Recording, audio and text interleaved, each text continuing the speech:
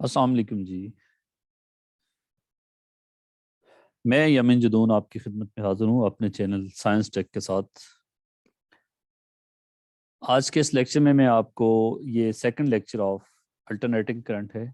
और पिछले लेक्चर में हमने क्या बात की थी, पहले उसकी कुछ झलकियाँ आपको दिखा दूँ। पिछले लेक्चर में मैंने बात की थी कि अल्टरनेटिंग करंट्स क्या होते हैं और अल्टरनेटिंग करंट्स की वैल्यू, अल्टरनेटिंग करंट की डायरेक्शन हाफ पीरियड के बाद, हाफ साइकिल के बाद जो है वो रिवर्स हो जाती है। हमने ये बात की थी कि हाफ साइकिल के तक करंट की एक डायरेक्शन होती है और नेक्स्ट हाफ साइकिल के लिए दूसरी डायरेक्शन होती है। और अल्टरनेटिंग करंट्स की तीन डिफरेंट टाइप्स हमने बात की थी कि साइनोसाइडल इस तरह की फॉर्म में होता है, ये equation I naught sine omega T.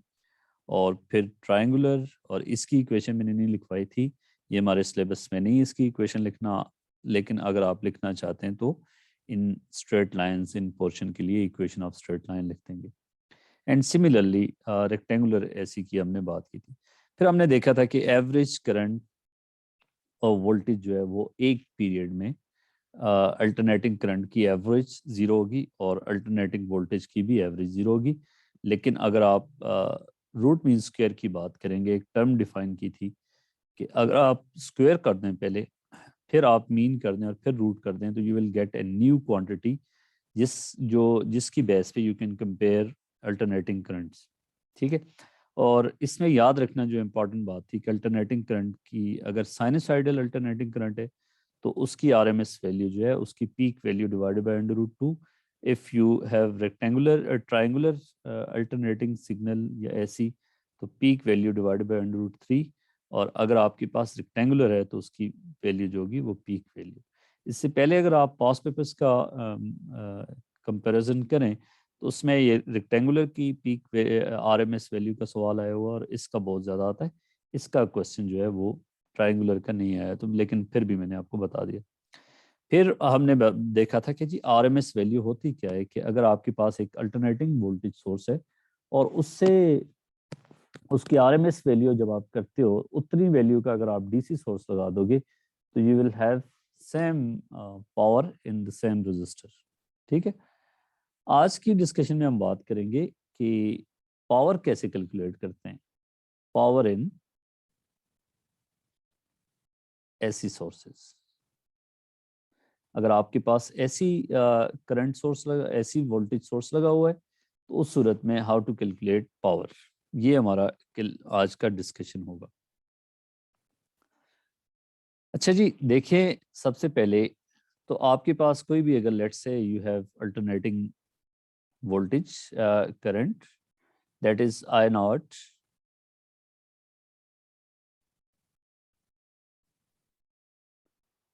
Wait a second में इसको पैक कर लूँ, नहीं हो रहे, I naught sine of omega T. और इसमें हमने बात की थी कि इसकी एवरेज वैल्यू जो है वो ज़ीरो है, जो कि आपको मैंने बात कर ली थी। तो अगर इसकी एवरेज वैल्यू देखें, एवरेज वैल्यू के लिए ये सिंबल यूज होता है और average value of this current will be zero.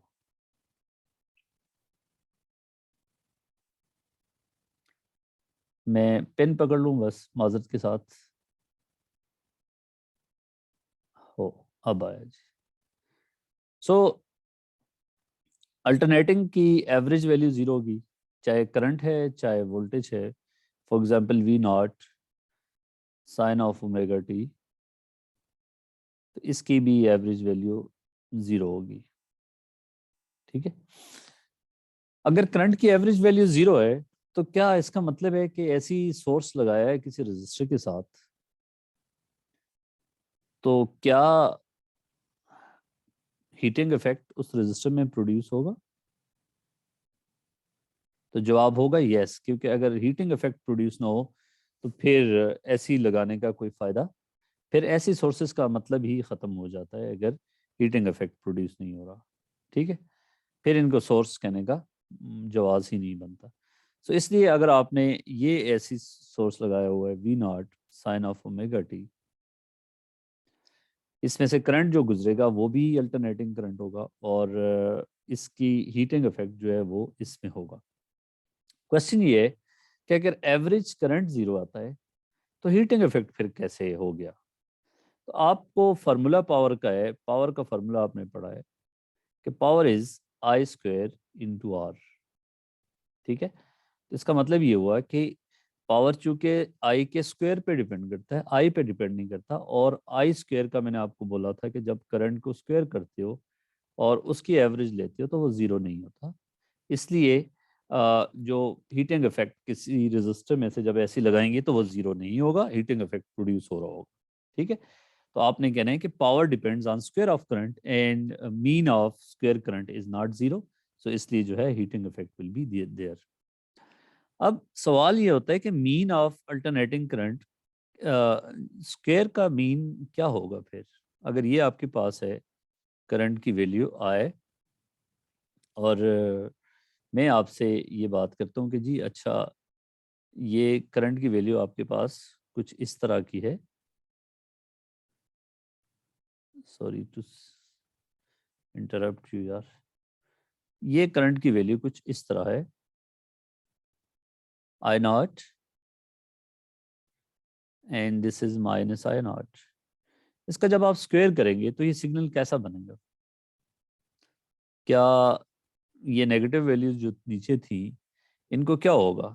ये हमने लास्ट लेक्चर में बात की थी कि जब इनका स्क्वायर करते हैं तो ये जो नीचे वाला पोर्शन था, ये नेगेटिव वाला, ये क्या होगा, इनका जब आप स्क्वायर करेंगे तो ये वैल्यू पॉजिटिव हो जाएगी।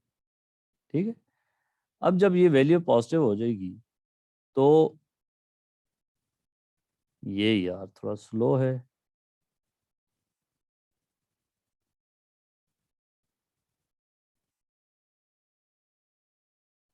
मैं डिफरेंट पेन उठाना चाह रहा हूँ माजरत के साथ, लेकिन जो है ये स्लो रिस्पॉन्ड करे। लेकिन चलें, कोई बात नहीं। इसका जब आप स्क्वायर करते हैं टाइम के साथ साथ आई स्क्वायर, तो इसको जब आप प्लॉट करेंगे तो ये कुछ इस तरह का होगा।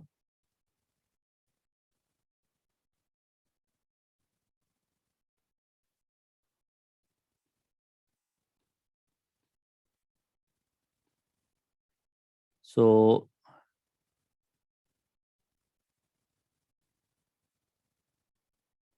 Here we go. अब जब इसका स्क्वायर करेंगे तो ये देखें, पॉजिटिव वैल्यू का स्क्वायर होके वो थोड़ा बड़ा आएगा। जो नेगेटिव वैल्यूज थी इधर नीचे, इनका जब आप स्क्वायर करेंगे तो ये कुछ इस तरह का स्क्वायर बन जाएगा। ये सेम वैल्यू की सेम मतलब पीक्स होगी, और अगली जो है वो उसका स्क्वायर जब हम देंगे तो वो कुछ इस तरह का होगा। तो ये वैल्यू मैक्सिमम वैल्यू क्या होगी, आई नॉट स्क्वायर। अब आप देखिए, अगर इसका आप एवरेज देखें तो इसका एवरेज अब जीरो नहीं है। इसका एवरेज अगर आप देखें तो इसका एवरेज कहीं इसके सेंटर में लाई करता है। वैल्यूज कम ज़्यादा हो रही हैं लेकिन हैं सारी, तो इसका एवरेज जो है वो I naught square divided by two होगा। ठीक है, इसकी हाफ वैल्यू तक इसका एवरेज होगा। अब आप पूछ रहे होंगे कि जी, सोच रहे होंगे कि जी ये तो सर ने बात ऐसे ही कह दी कि जी इसका एवरेज वैल्यू जो है वो ये होगी। तो इसकी इसकी डेरिवेशन आपके उसमें नहीं है, इसलिए मैं आपको इसमें सिर्फ आप ये याद रख लें। सो एवरेज पावर अगर आप बात करें, ये एवरेज पावर, तो वो क्या होगी, वो I naught square divided by two average current का स्क्वायर टाइम्स आर। ठीक है, दिस इज एवरेज पावर। ठीक है, सो हम ये कह सकते हैं कि अगर मैं ये देखूं, मैंने देखा था कि जी आई आर एम एस होता है, रूट मीन स्क्वायर वैल्यू, वो होती है I naught divided by under root two. तो क्या I R M S square अगर करूं तो ये बनेगी I naught square divided by two. तो ये जो वैल्यू मैं दिखा रहा हूँ ये I R M S square. So the average power is IRMS, root mean square का स्क्वायर कर दें टाइम्स आर कर दें तो you will get average power. ठीक है, सो एवरेज पावर का दूसरा फॉर्मूला क्या बनेगा अगर हम देखें, एक तो ये आपको समझ आ गया, दूसरा इसका, मुझे इस लेक्चर में से बहुत तंग किया। सो एवरेज पावर का दूसरा फॉर्मूला ये बनेगा, ये होता है IRMS। आपको पता है ना पावर के, आपने ओ लेवल में फॉर्मूले पढ़े थे एस में, power is equal to VI। अब क्या है, वोल्टेज भी अल्टरनेटिंग है, करंट भी अल्टरनेटिंग है, तो जब आप एवरेज पावर निकालते हो तो IRMS इंटू VRMS, ये एवरेज पावर का फॉर्मूला बन जाएगा। या आपके पास दूसरा फॉर्मूला आपने पावर का देखा था ना, आपको याद होगा कि V की जगह IR डालें तो I स्क्वायर इंटू आर, तो इसलिए एवरेज पावर जो है IRMS स्क्वायर इंटू आर कर लें, या आप क्या कर लें IRMS इंटू VRMS कर लें, या तीसरा फॉर्मूला होगा। अब देखिए IRMS क्या होगा, that is I not divided by √2 times V not divided by √2। ठीक है, और अगर मैक्सिमम देखिए I की वैल्यू अगर है I naught sine of omega T, और V की वैल्यू है V naught sine of omega T, तो मैक्सिमम पावर क्या होगी, शाबाश, मैक्सिमम पावर के लिए you will use maximum value of current and maximum value of voltage. So maximum power होगी I नॉट V नॉट। ठीक है, या मैक्सिमम पावर के लिए हम ये लिख सकते हैं, मैक्सिमम पावर इज, दूसरा तरीका इसका क्या होगा कि I की maximum value I naught square into R, या तीसरा फार्मूला होगा V की maximum value V naught square divide by R. तो ये मैक्सिमम पावर, चूंकि करंट की वैल्यू चेंज होती जा रही है तो मैक्सिमम पावर तब होगी जब करंट की वैल्यू पीक पे होगी। मैक्सिमम वैल्यू जब करंट पीक पे होगा, मैक्सिमम वैल्यू पे होगा, उस वक्त मैक्सिमम पावर रजिस्टर के अक्रॉस डिलीवर हो रही होगी। सो हम क्या ये कह सकते हैं कि maximum average power is I naught V not divided by 2। जब ये करेंगे तो ये मैक्सिमम पावर, ये देख लें, ये मैक्सिमम पावर है divided by 2। So average power जो है, हम ये कह सकते हैं कि मैक्सिमम पावर का हाफ होती है, मैक्सिमम पावर का हाफ होती है। तो ये मैंने पहले आपको बात लिखती थी कि देखिए मैक्सिमम पावर होगी I naught square into R, तो एवरेज पावर होगी I naught square divided by 2 into R, this is average power. ठीक है, सो स्क्वायर का एवरेज जब आप करेंगे साइन स्क्वायर या कॉस स्क्वायर का, तो that will not be zero. Maximum power के मैंने आपको 3 फार्मूले बता दिए। अब देखिए अगर आपके पास साइनोसाइडल है, ये हमने देखा था कि जी साइन के केस में RMS वैल्यू क्या होती है, अगर ये साइन है, this is I not, IRMS is I not divided by √2। ठीक है, और इसमें अगर एवरेज पावर देखा जाए, अगर साइनोसाइडल है और उसकी एवरेज पावर देख रहे हैं, तो मैंने देखा था कि जी आपको P मैक्सिमम पावर,